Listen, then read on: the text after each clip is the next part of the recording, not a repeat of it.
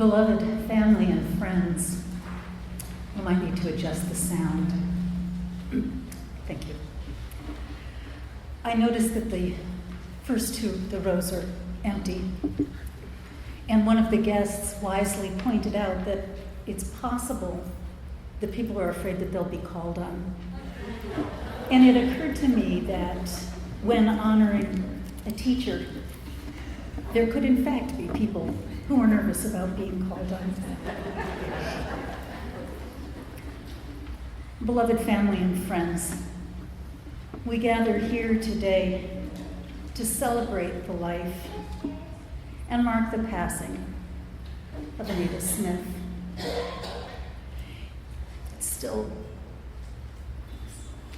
It is never easy to release those we love, particularly when they're taken while still so vibrant with life. Nor is grief easy. Yet in our gathering, meditation, song, and particularly in the sharing of memories, we often find that we are surprised by healing and memories which bring us a sense of gratitude, even joy for the gift of life we were able to share. So may it be for us in this memorial hour. While we're each here to honor Anita, the truth is that our hearts will be crowded by other memories and other spirits. If this happens, welcome and embrace these visitors of loss. Treat them with love. When our hearts open, many things rise up. Remember that this is a place for tears, though not for phones. So this would be a good moment to silence your phones, but release your tears. Here in a community of love and trust, and a community which understands the loss that we are honoring today, your tears are respected, safe, and understood to be a sacrament of love and memory. Release yourself into this time. Out of your sorrow embrace, there will rise peace. Even in sadness, there will rise comfort. And with Anita, there may even arise the memory of laughter. She was a treasured member of this congregation, and through her parents, through her family, was familiar with Unitarian Universalism in one way or another throughout her life. In honor of her roots in our faith, I'm going to light our chalice.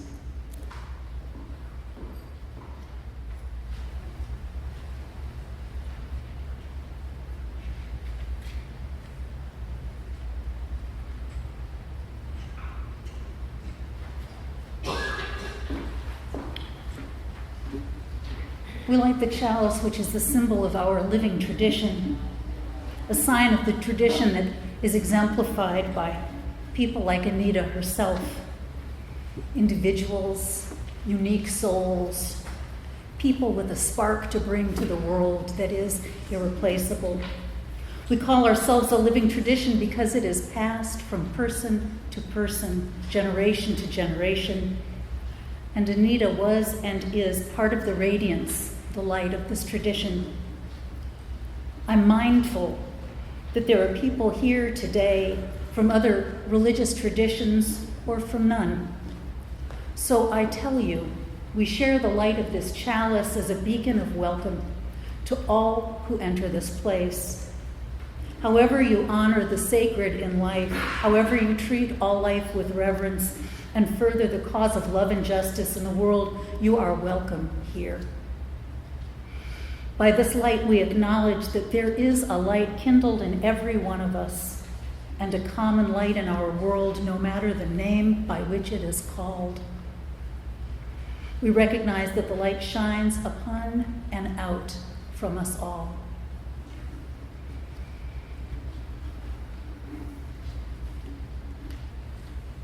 Spirit of life and love, God in all names, beyond all naming, Spirit, beyond our human power to capture, we are called together for strength.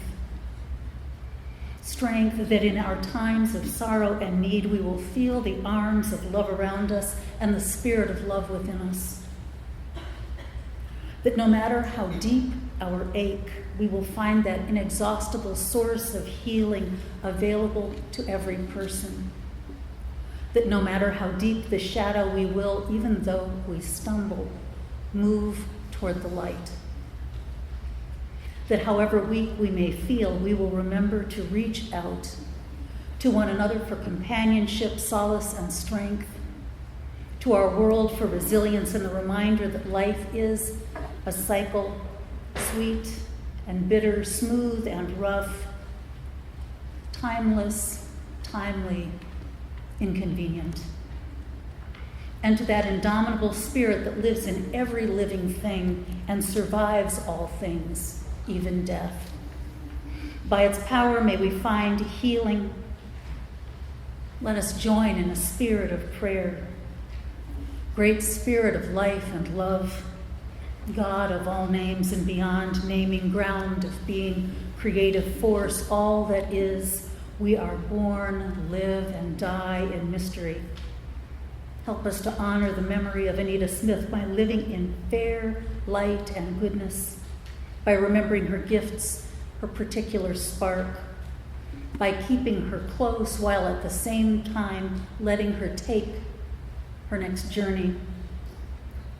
As we heal, awaken our awe and wonder, hold us tenderly in this mystery, help us to honor the gift of life by living it with courage and heart. Help us each to live the more fully and deeply because of our awareness of the impermanence and therefore the preciousness of life. Help us to face life not with clinging and fear, but with gratitude and hope. May we each remember that meaning is only a prayer away if we but open our souls to the deep, deep spirit of life within which we live and move and have our being. May the truth that sets us free and the hope that never dies and the love that casts out fear be with us now until the day spring breaks and the shadows flee away. Amen.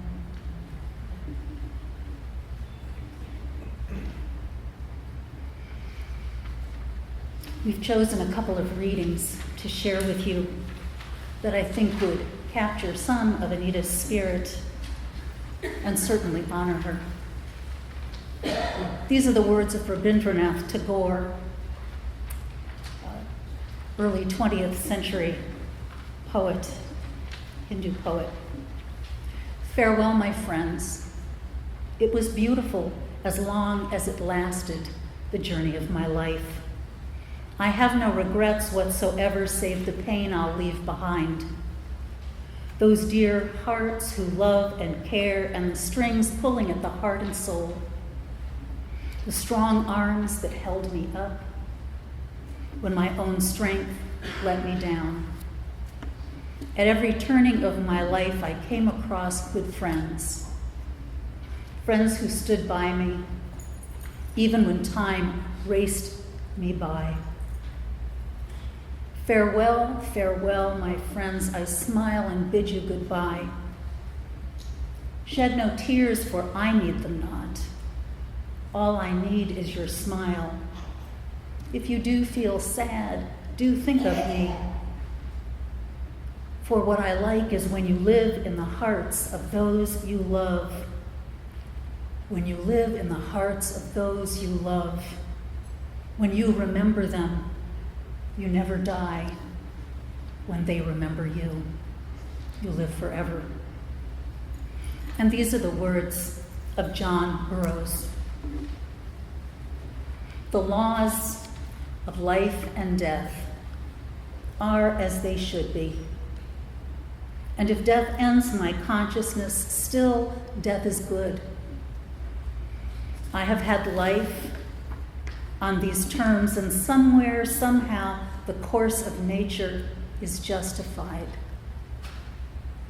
I shall not be imprisoned in some grave where you are to bury my remains. I shall be diffused in great nature, in the soil, in the air, in the water, in the sunshine, and in the hearts of those who love me, in all the living and flowing currents of the world, though I may never again in my entirety be embodied in a single human being. My elements and my forces go back into the original sources out of which they came. And these sources are perennial in this vast, wonderful, and divine cosmos. In every way, every soul that has ever lived remains with us. We leave our imprint on the atmosphere, not only through memory and our relationships, but through the effect we have had on others, clearly even far beyond this room. Anita's spirit will live.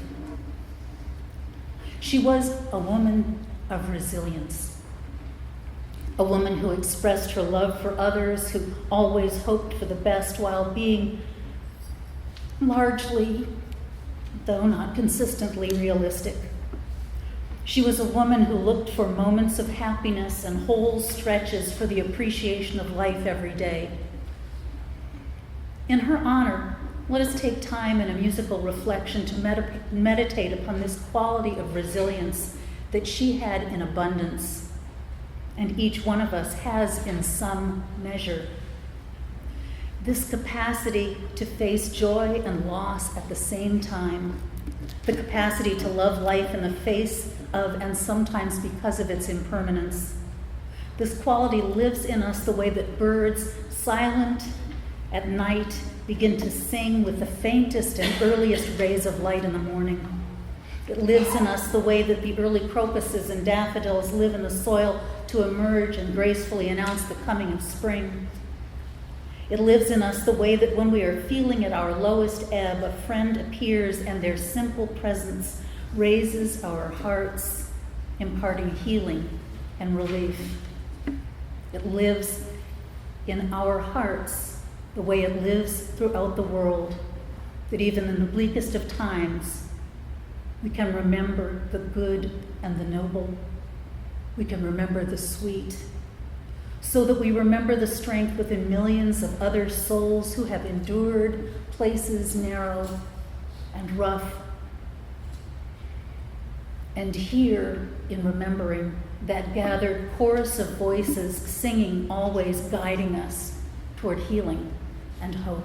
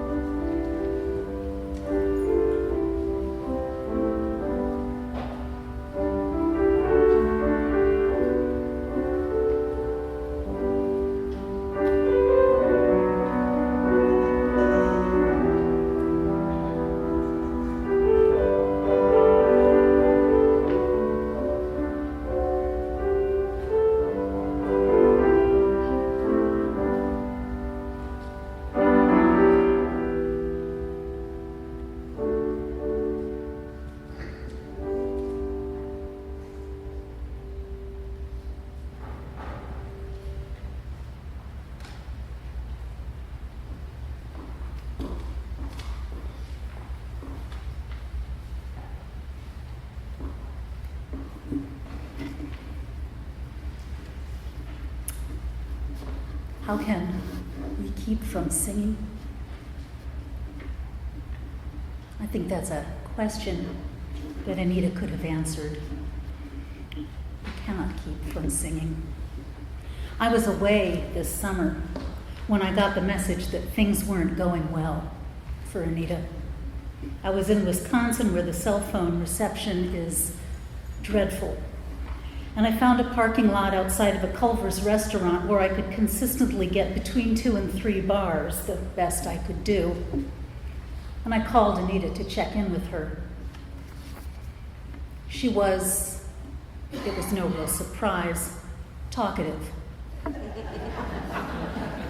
I think we were on the phone for about 45 minutes while she did most of the talking. The main thing that she conveyed was that while she had run out of treatment options and the prognosis was bad, she felt pretty good. And thought that given how she felt, at the very least, she had a few weeks left in her. She wanted to be sure to work on a memorial service, though, because she didn't want her kids to be burdened by details. She repeated herself a few times. I knew she was also on some medication that was affecting her short-term memory. I was frankly surprised at how well she was doing. I promised to have some preliminary papers sent over to her house the next day that would be helpful for her to organize some of her thoughts and that we could talk through. She had plans to see another doctor on Thursday, and we were going to check in once she had the document, and I wanted to find out what the doctor had to say. But by the next day, she had slipped into a sort of twilight. And twilight was no place for Anita Smith. She was the sort of person who wanted to be fully in life. From the first I met her, it was clear that she was a strong and a unique individual. I hadn't been in her house for more than a few minutes before I felt at home. She had an authentic warmth, a generosity of spirit that I believed that everyone who knew her felt. I wondered how many people would be here today. And I think the number is an indication of how many lives she touched and how important she was. She was born to May and Fred Marvin and grew up primarily in Buffalo Grove, a local girl. She came from a long line of do-gooders. Her parents set a strong example for her and raised her with a fundamental belief that our primary role in life is to serve others, whether it's through teaching, offering moral support, or free eye exams. Some of those values she learned from her parents, and I think her mother was the first woman to belong to the Lions Club in Downers Grove. They were the kind of people who made America great, who gave their time, spirit, and know-how to smooth the way for other people, who grew our civic clubs and created our sense of real neighborhood, began the sorts of organizations that make neighborhoods strong and build local networks. And she watched and learned from them. She received a Bachelor of Arts and then went on to focus on education with a focus on special education. One conversation I remembered having with Anita was about how much the educational system had been changing over the years. These days, she thought all too often, the teachers were forced to teach to these standardized tests that tested not for real learning, which is essential in a democracy, but for regurgitating standardized information. Jody shared with me that her mother may have felt frustrated by some of the constraints the school system wanted to put on her teaching. And I think there are very few teachers who don't feel that way. But she still found ways to teach as she wanted to, and she was good at it. As we talked, she was so animated and had such a clear and enduring passion for teaching. Though I have to say, I suspected as I listened to her that she was simply someone with a passion for life. When I think about the various activities she was involved in, it seems pretty clear to me. I just found out somehow this morning that she used to sing in the choir here before I had arrived. One of the things that Anita loved was travel, a passion that she shared with her family. When the kids, Jody and Walter, were younger, both during and after her marriage to Joe, there was travel. Walter shared that he had been to 43 of the 50 states with her. He remembered covering miles and miles in their red station wagon that had the fold-down back seat, the kind that kids could stretch out on and either sleep or wrestle while the parents drove. But they couldn't just sleep. There was the timeless license plate game. And Ever the Educator, they had the state capitol game. My guess is you couldn't name the license plate unless you could also name the state capitol, but I wasn't told that. And though they loved their vacations, there was something about the preparation for the trips that seemed to delight Anita in and of itself. Honestly, it's something I remember from my own parents. In some ways, the trip to AAA, the triptychs, the suggested routes, all the different maps that had to be folded, unfolded, turned around, and then where you were done with one state, you faced the rough task of wrestling the map back into some semblance of being folded. Well, some people did. I never bothered, really. However, when they would arrive at their destination, there was always a lot to do. Hiking, climbing, swimming, particularly swimming. Though Walter, again, remembered climbing in Colorado and getting to throw snowballs in summertime. Anita wanted her children to have rich, full lives. And those kinds of adventures opened children to lives of adventure. She never stopped keeping her children in her focus, even when she was teaching. She was a parent with definite ideas. She didn't drink or smoke or do any drugs, at least as far as her kids know. So don't tell them if you know anything different.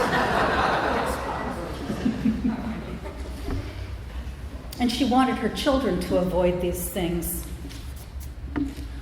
But I also got the feeling that she allowed them the freedom to safely explore with a sort of don't ask, don't tell policy.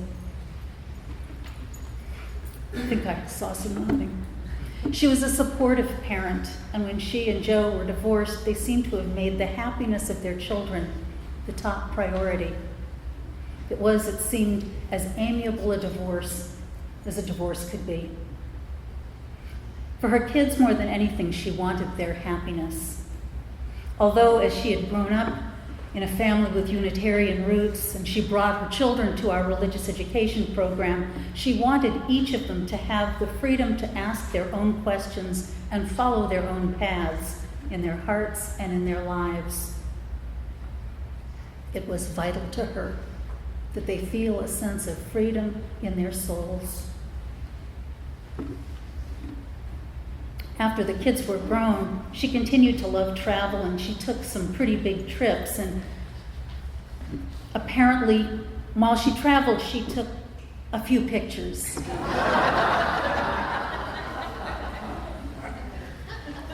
And if you have the nerve sometime, apparently there are a lot of photo albums.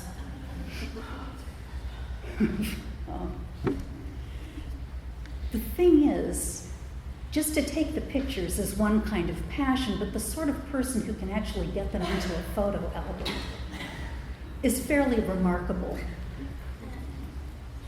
I'm not sure that she meant to look at the albums again and again, but she meant to hold on to the pictures and memories tenderly, with care, the way that she felt about most of life, that it should be held with care.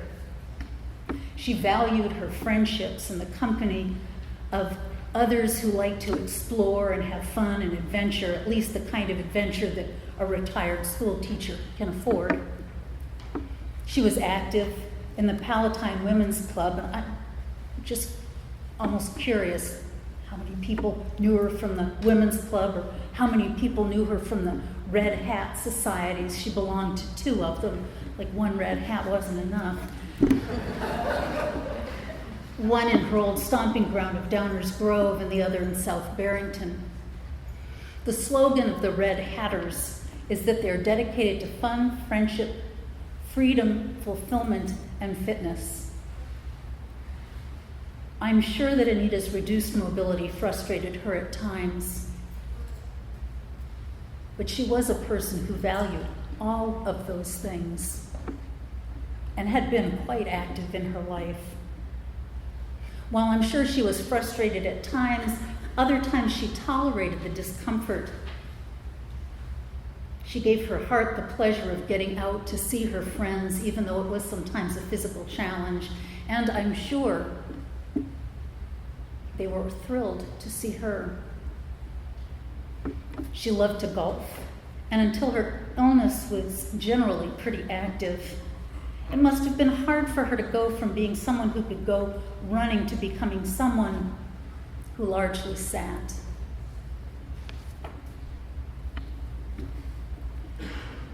From what I understand, though I didn't get to see this myself, she was also a sort of dreamy and wistful and nostalgic person who kept the past with her, not just in photo albums, but in her thoughts.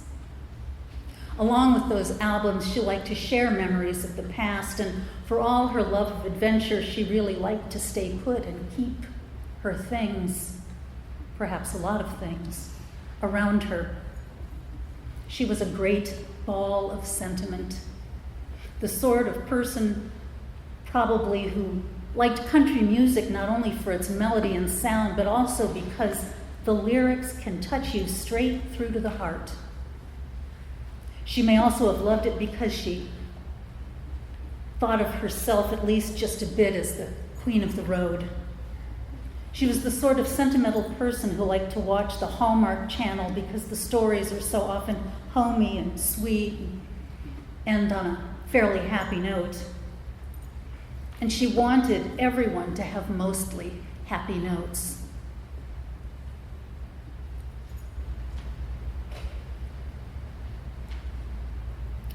When you spoke with her, as it happened with me, she could make you feel like you were the most important person in the world. That when she looked at you, she was paying attention to you and really connecting authentically. I don't care who you might talk with, her kids or anyone in our congregation. I'm willing to bet that each one of you who knew her through work or all of these involvements, the first thing you'd hear is that she was a positive person. The sort of person whose spirit keeps on singing no matter what. Though no one can be entirely positive, one wonders where the things that haunted her hid. She was a brave and resilient soul who managed to move forward in life, bringing light with her. And more than that, she wanted to spread happiness around. She loved to help people in any way that she could. She was a sensitive and compassionate soul. I was told that she would go way out of her way to visit a friend. She'd overlook people's shortcomings and time again, and still love them as though those shortcomings meant absolutely nothing to her.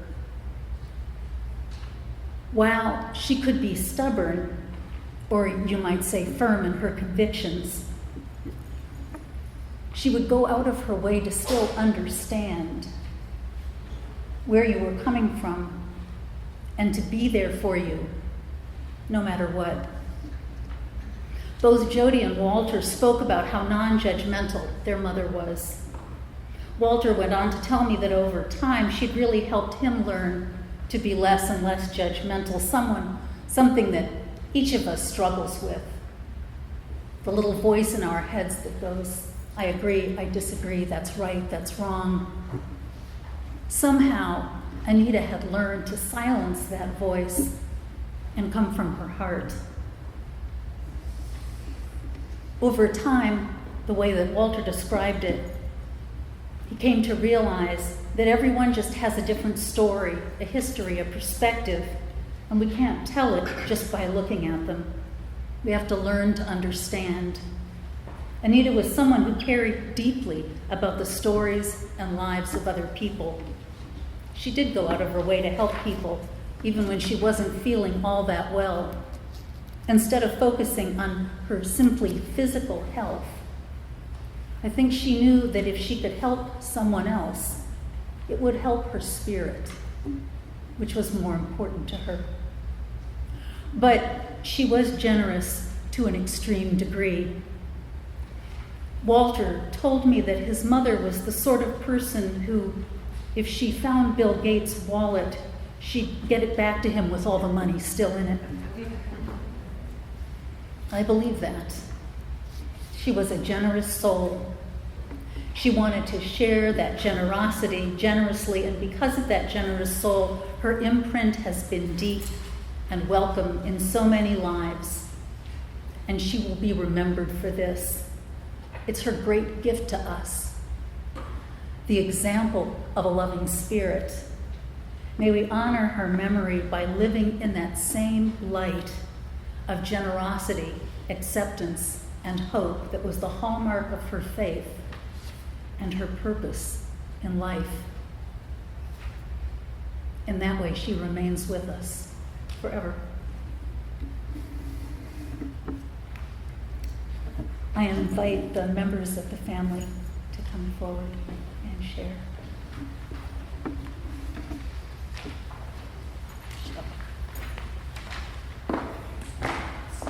Okay, I had a speech prepared and realized my mother proofread every paper I ever wrote in the last 20 years, and she wasn't here to do it, so we're going to skip that part.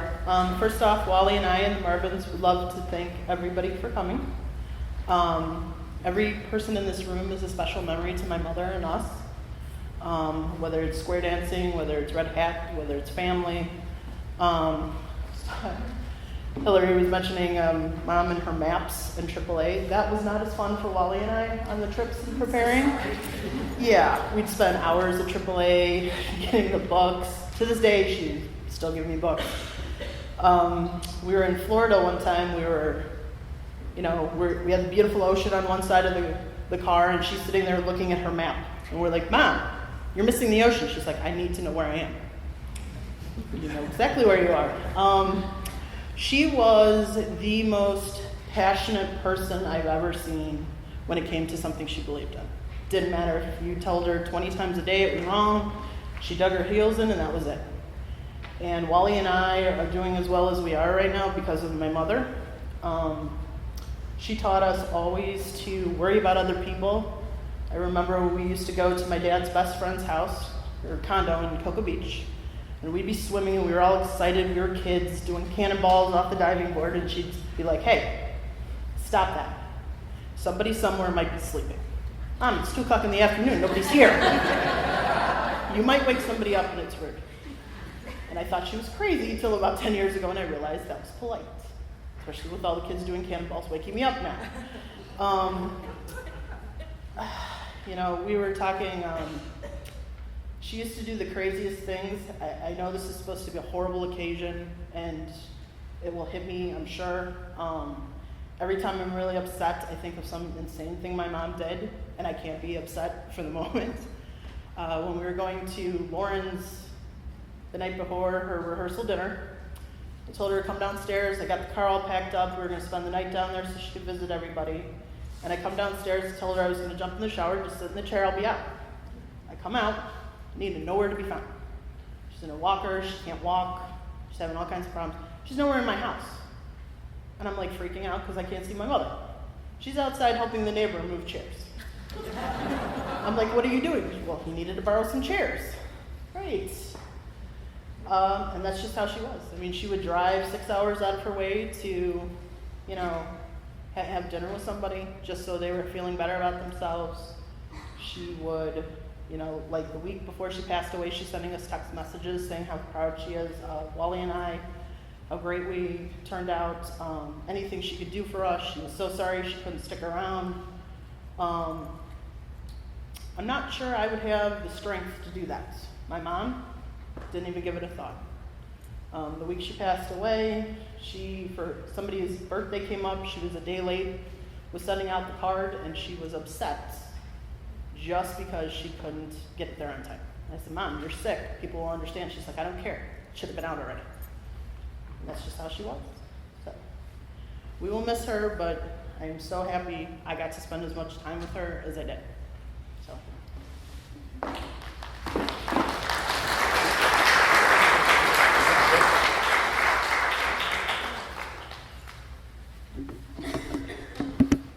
Good afternoon, everybody.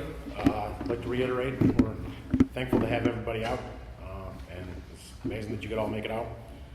Mom was a pretty simple person. She always used to say, if I don't laugh, I'll cry. So she very much left us a lot of those laughing moments, and so that's kind of how I choose to remember. I think just like Jody does.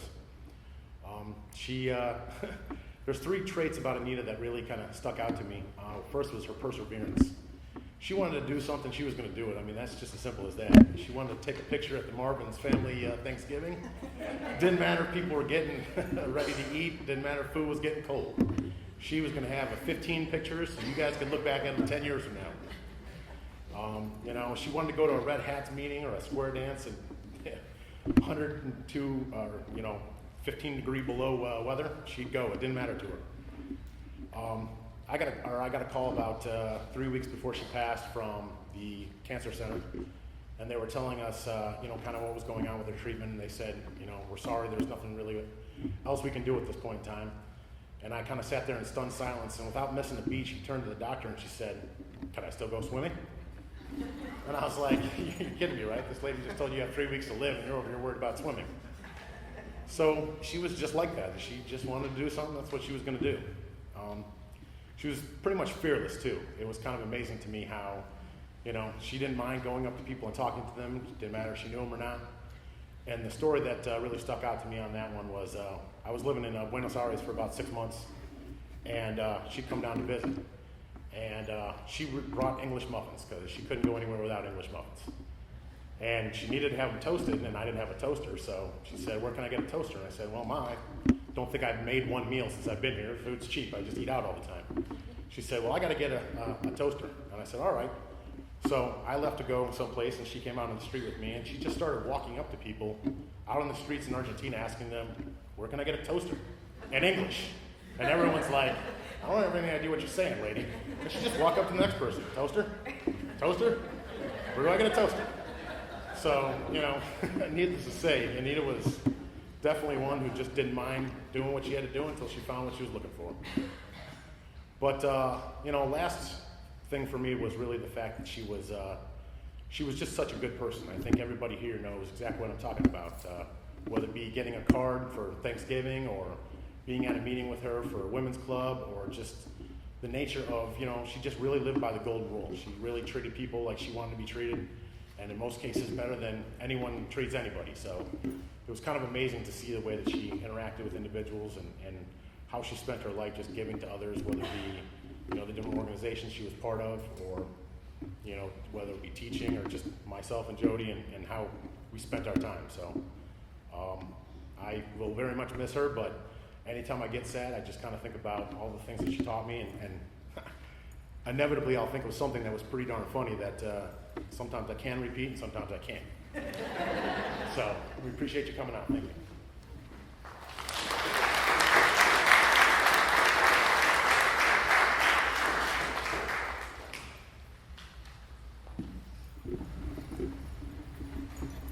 I'd like to thank you all for coming as well. I'm Anita's brother Dave, and I've got some basically follow-on stories to tell about Anita. But before I do that, I'd like to salute Reverend Hillary and pianist Bonnie, because this is really a nice service, and I'm an old church organist and a lifelong piano player, and you really do a good job.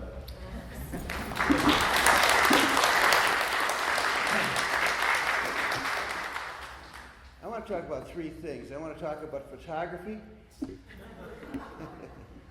I want to talk about compassion, and I want to talk about travel. And I think I'll start by talking about photography and travel. As you all know, Anita loved to take pictures. She was constantly taking pictures her whole life. And she got that from my dad. My dad was a picture taker. We used to travel all over the United States by essentially camping. We didn't have any money, but we camped. We went into all of the states other than Alaska and Hawaii when I was a child. We drove everywhere, camped everywhere. And my dad never met a trip he didn't want to take. By the way, he never met a picture he didn't want to take as well. And he used to entertain his friends back in their day by having them over and showing them slides for an hour and a half or 2 hours, you know, and going on and on and on and on about this and that and how beautiful it was, and everybody'd fall asleep. Well, Nita basically was like my dad. My mom and my dad were really different. Nita got my dad's genes. He was kind. He was generous. He was a wonderful man. He was a do-gooder. He was the ultimate do-gooder. And my mother was much more competitive. I'm much more like her. And I'm not quite as much of a do-gooder. I like to see good things done, but I'm not as much of a do-gooder as my dad was or Anita was. In any case, in terms of our traveling around the country, we went all kinds of places when we were kids.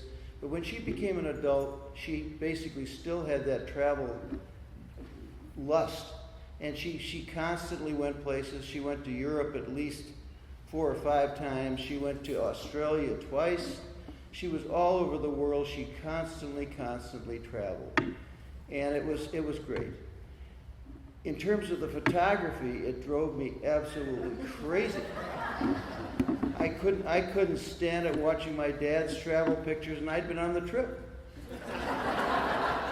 You know, I mean, 15 minutes would have been fine, but an hour and a half or 2.5 was horrible. Nita's the same way. She constantly would interrupt you and say, "Could I take a picture?" You know, and I honest to God wanted to take that camera and break it. But she has a lot of great pictures over the years, and I'm thankful now that she took them.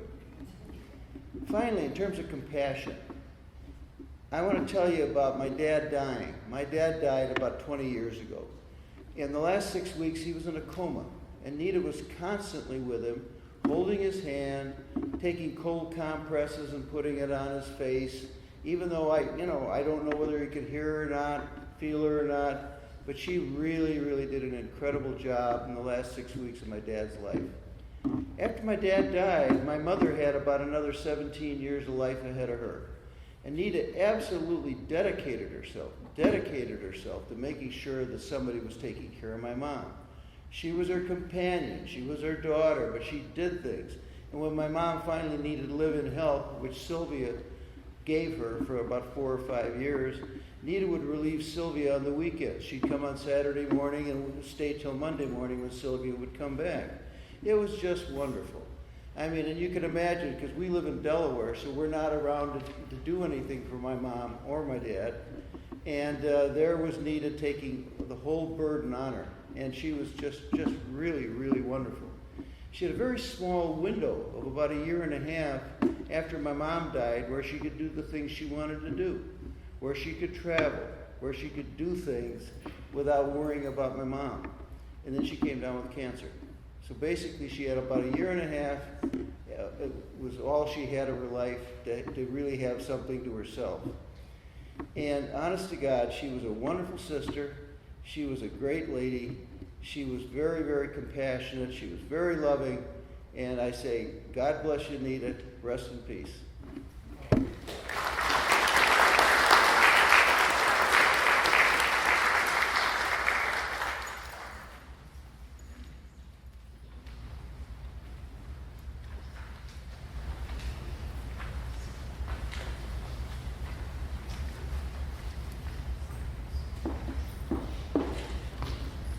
I tell you, Anita would have loved that.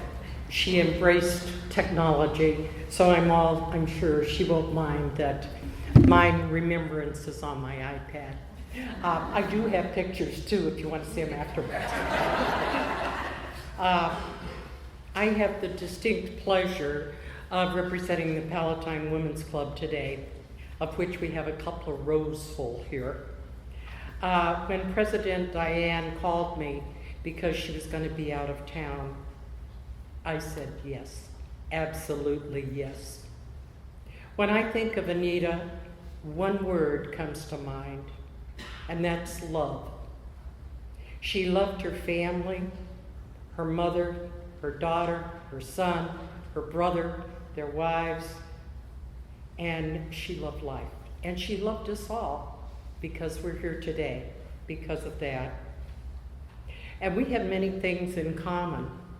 I'm about 7 years older than Anita, but I too am a retired teacher. And it wasn't just the women's club.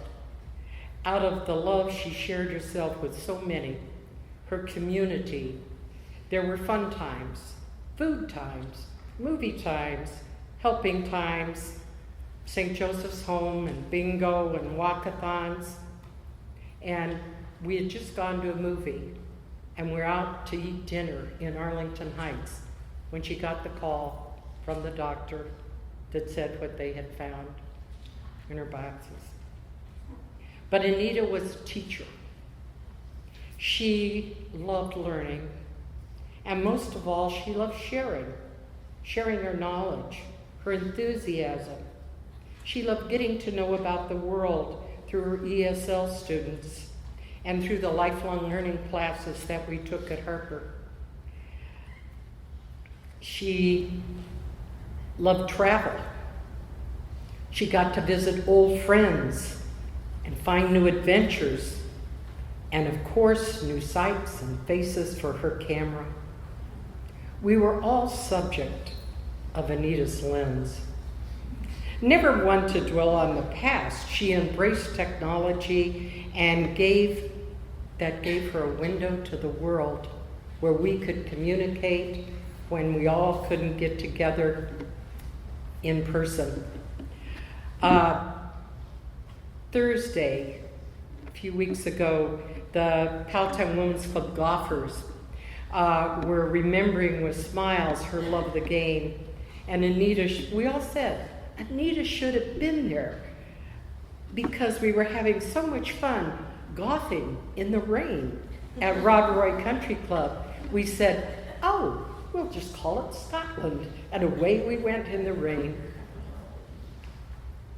We're all thankful that Anita was part of our club, and she shared her spirit and enthusiasm and love with all the women and the people she met. And Al Giannini, the philosopher and professor and retired dean from Loyola U, always says, quotes are the best thoughts from the best minds. So let me leave you with this quote. Where words fail, music speaks. From Hans Christian Andersen.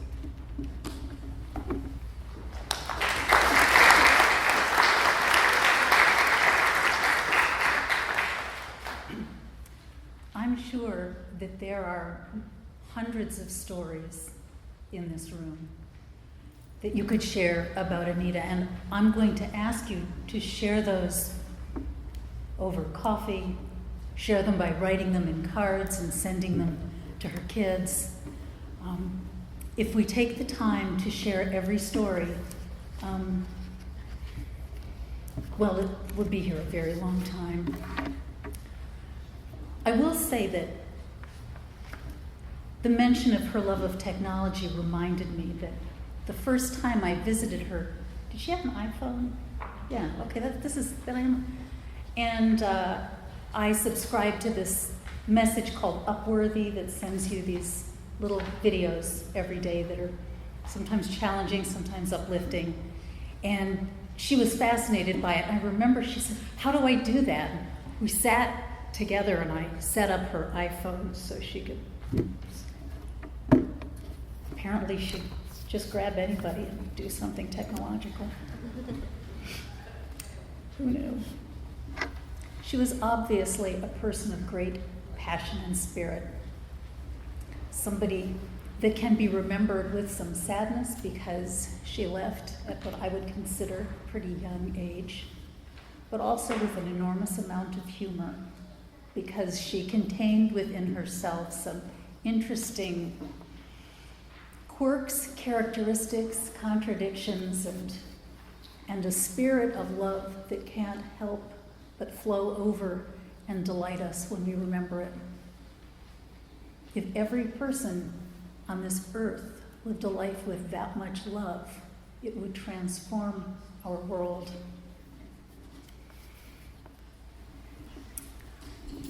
I'd like to close with these words of Khalil Gibran's,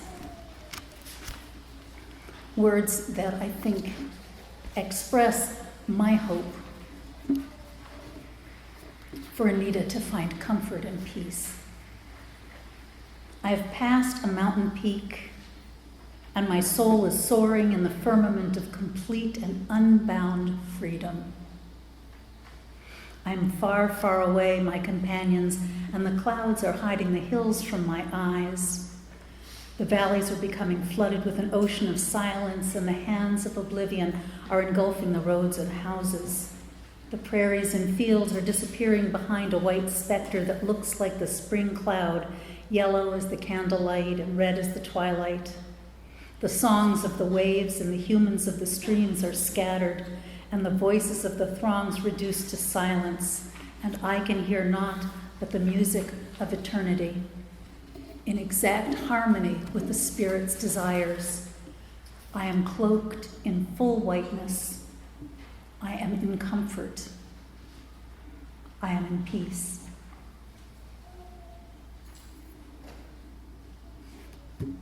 May we all know peace and the consolation of one another's compassion, and go forth from this place remembering to stay in touch and to carry her example forward in our acts and our lives.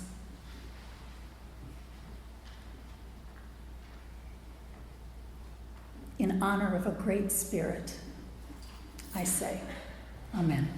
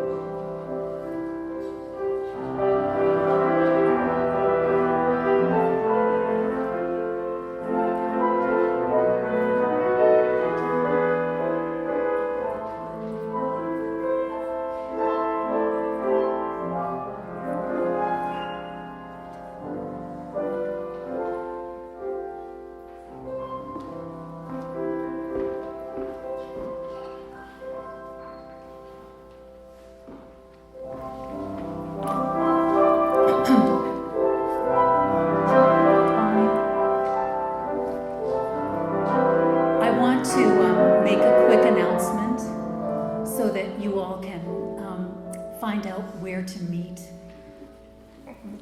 Wally and Jody. We just want to invite everybody out after the service to Apple Villa, which is on Barrington Road across the street from the AMC 30 in Barrington. And please join us. So we'll see you there. 3, 2, 1. My name is Joe Smith.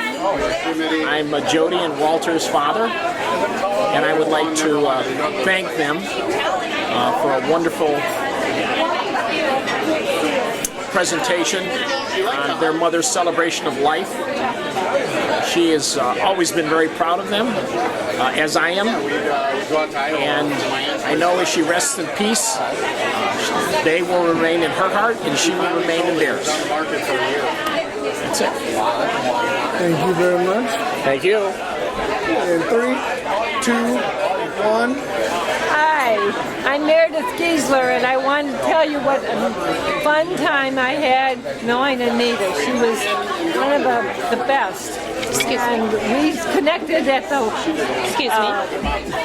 YMCA in Palatine, the Buellers, and she and Jody would come over and do their thing while I was on guard duty, and we always had a chance to talk, and that was my introduction to her. But then I ran into her with Women's Club. I'm a Palatine women's person, and we golfed together with that one time, and she was just into everything. I appreciate her friendship and what all she gave to me. I know we felt she came to things that I planned with Women's Club. We did the theater together, and then I had cancer, and she was in the American Cancer Walk in Palatine, and I was thrilled to death that she was able to come in a wheelchair because the kids brought her over so she could join the Women's Club in the walk, and that was special, and her loss to us is immense.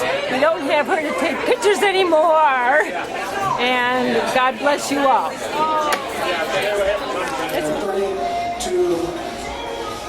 Well, Lord, if you're listening, just a couple of housekeeping items for you. Mom's been gone for about 2 months now, so you probably already know this by now, but you're going to want to bring in real butter. You're going to want jam, not jelly. Any kind of pies from Baker Square, whether it be, banana cream pie or apple pie. She loves them all. And lastly, always make sure to have a heated pool. Love you, Mom. My name is Jim Fabrini. Anita's nephew.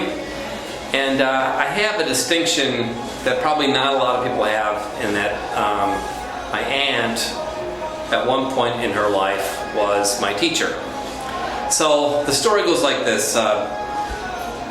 About 2 months before we met in a room, I heard that she had gotten her teaching degree, and we actually went to the house and had a big party and had a great time. It was all fun and games, and then she called me up probably about 2 or 3 days before I was in 7th grade, and I remember thinking to myself, why would my aunt need to call me?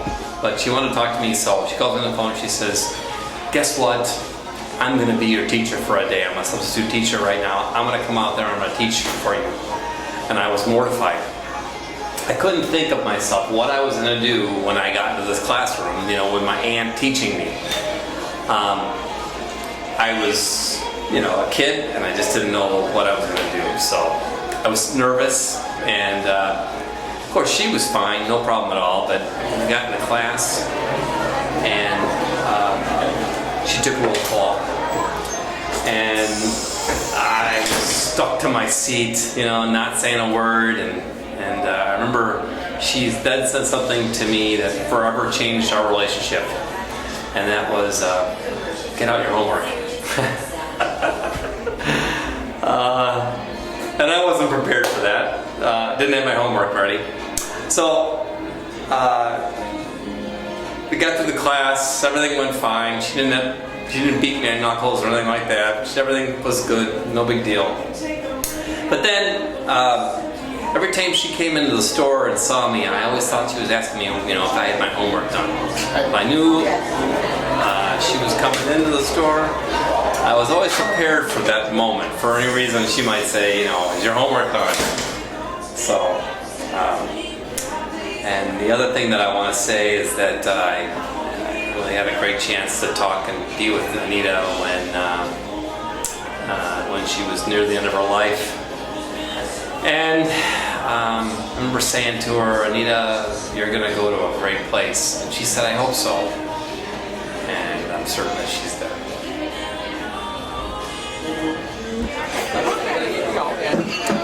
Hi, I'm Roberta McKee, Roberta Smith McKee.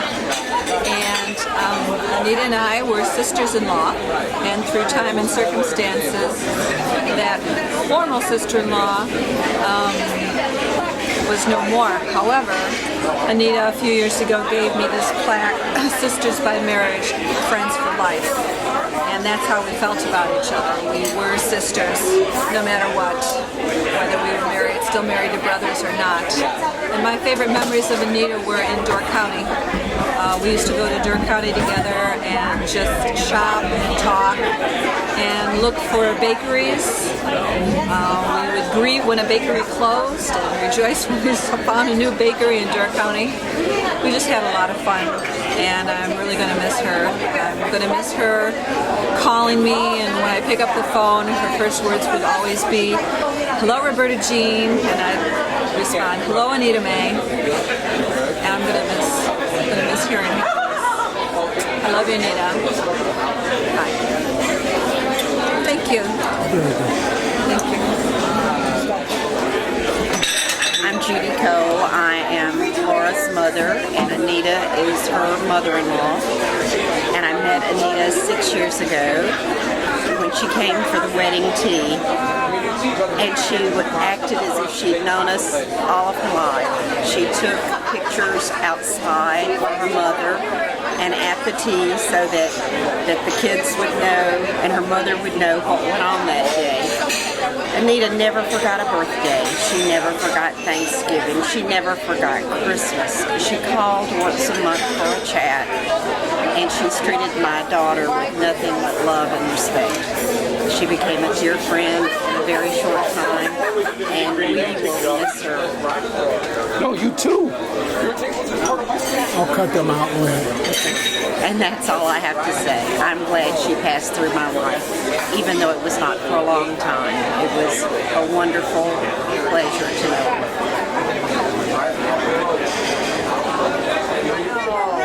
You didn't press the button? Well, actually, it's red. I'm looking at it. Are we ready? Yeah, all right.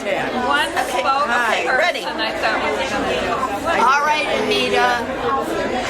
Miss you, love you. Women's Club has lost a tremendous person. Very true. We loved having you, darling. We are going to miss you. Hi, Smith and Marvin family. My name is Renee Trappy, and you probably don't know that name, but you probably do know the name of Cornelia and Oiva Kahila. I grew up in their house, my aunt and uncle, with their sons Wayne and Roger, and Anita and Joe and Jody and Wally used to come to their house in Des Plaines all the time with Fred and May and all the other sweet old people, let me think, Dave and Eleanor and Lillian and Louise and all those.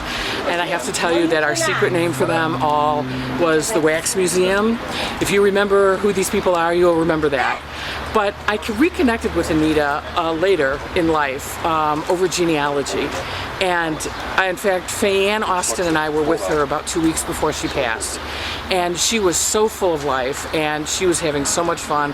We were uploading pictures to her Ancestry account. She was telling us about all these people. We were pulling pictures off the walls upstairs. And we all had so much fun that I thought, you know, maybe she's getting better. It was really an amazing experience. And Fayeanne and I had this very unique relationship with her over genealogy, and it meant a lot to us. And Anita meant a lot to us. And the one thing I want to say to you is, for anyone in the family who wants to carry on her tradition of genealogy, get a hold of me, get a hold of Fayeanne, and Vivian could help you do that. And we'd be more than happy to give you as much help as you want, because she was really something special. Thanks. Hi, my name is Jennifer Jordan, and I just wanted to say from my heart my remembrance of Anita. She got us in trouble on the train when we went downtown. We went into the quiet car and didn't know and got in trouble. And also, I will always remember her every time I go into a bakery, because we hit every bakery once we got downtown. And I just will always remember going into the bakery, talking to everyone in the bakery with Anita. Anita had to find out the bakery owner, where they were from, how long they've been open. We made friends with every bakery in Chicago, and for that I will always be thankful. Hi, I'm Kay. Excuse me. And I didn't get to know Anita very long. I met her in the Red Hat group somewhere around 2005, 2006. But I did get the privilege of traveling with her. You know, travel was big to Anita. And when I met her in conversation, she had said that she had traveled all of the 48 states, but she'd not done Hawaii or Alaska yet. And I said, well, I'll go to Hawaii any day. And I've not been to Alaska, so let's do it. And so we went to Alaska and had a wonderful time. We went to Hawaii twice and had a great time. The best thing about traveling with Anita was not only just enjoying Anita as a friend, but everywhere that Anita went, she had a friend. And if she didn't have one that she already knew, everybody she met, she knew. She was just wonderful with talking to people, and it was a real privilege to know her. Thank you. Hi, I'm Anne Marie. Anita and I were friends for over 40 years. The best friend that you could find. She was wonderful. She did so much for me. So giving and so loving, so sharing. We had such beautiful, beautiful memories. I don't know where to begin. So many different stories. We went to Florida together. I followed her car, and we had a great time. She loved maps. She would look at the map and here we go. Don't worry about a thing. I'll get you there. I was not one for maps. And she was just wonderful. She would surprise me with different things and incredible.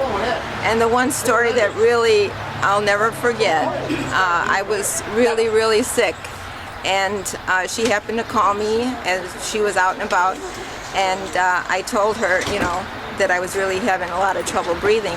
And she was right there. She came over and she took me to the walk-in clinic, and I'll never forget it. She's just a wonderful person, and she'll be missed. Thank you.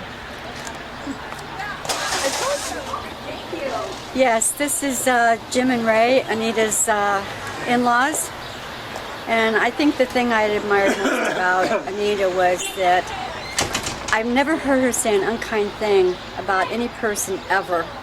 And she's had a lot of hard knocks and been through a lot of difficulties. And I never heard her complain, never heard her, you know, she was always very up and cheerful. And she would come and see us at the lake and visit with us. And she was just always so pleasant to be around. And we love her so much. She's just such a special lady. And we're going to miss her. That's it. Got anything to say? Okay. Thanks, Anita. See you on the next one. We love you. Thank you. Thank you. Okay, this is Becky. I don't have any specific memories to share of Aunt Anita. I have so many. But I just wanted everyone to know how much I loved her and appreciated her. She went out of her way to call and send me birthday cards still. One of the few people still sending me birthday cards and even a little money, which is awesome of her.